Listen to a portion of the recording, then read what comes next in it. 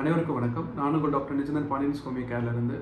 பொதுவாக ஒருத்தர் இறந்துட்டார் அப்படின்னா அவருடைய உடலை வந்து கல்லறையில் அடக்கம் பண்ணுவாங்க. நம்ம உடலுக்குள்ளேயே ஒரு கல்லறை இருக்குது அப்படின்னு சொன்னால் உங்களால் நம்ப முடியுதா?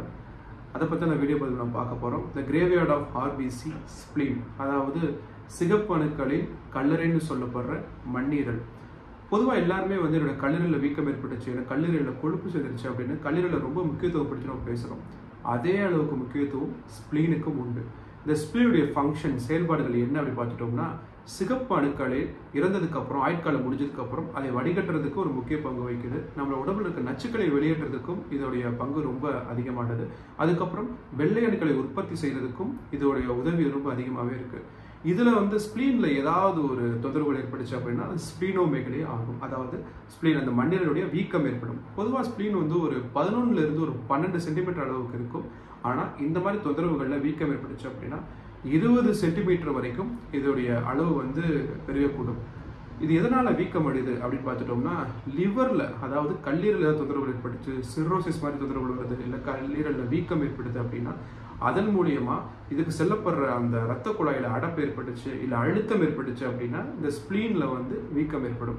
அதுக்கப்புறம் பிளட் கேன்சர் மாதிரி தொந்தரவுகள் இருந்துச்சு, அதுக்கப்புறம் ஏதாவது அடிபட்டு இருந்துச்சு அப்படின்னா அதன் மூலியமாகவும் இதோடைய வீக்கம் ஏற்படும். அதுக்கப்புறம் அறிகுறிகள் என்ன அப்படி பார்த்துட்டோம்னா, ஏற்கனவே சொன்ன மாதிரி அந்த இடது பக்கம் மார்பகத்துக்கு கீழே வந்து ஒரு மந்தமான வலி அவங்களுக்கு இருந்துட்டே இருக்கும். அது ஒரு வீக்கம் வந்து தென்படும். அதுக்கப்புறம் பசியின்மை மாதிரி தொந்தரவுகள், அதுக்கப்புறம் குமட்டல், வாந்தி மாதிரி தொந்தரவுகள் வந்து அவங்களுக்கு ஏற்படும். அதை தாண்டி வந்து அனிமியா, ரத்த சோகை தொந்தரவு வந்து அவங்களுக்கு கண்டிப்பாக வந்து இருக்கும். இவங்களுக்கு ஏதாவது அறிகுறிலாம் நம்ம வந்து பார்க்கலாம். இதை வந்து தடுக்கிறதுக்கு என்ன பண்ணலாம் அப்படின்னா, பொதுவாக நல்ல ஒரு காய்கறிகள் உணவுகள் வந்து அதிகமாக நம்ம எடுத்துக்கணும். போதுமான அளவு வந்து தண்ணி வந்து நம்ம பருகணும்.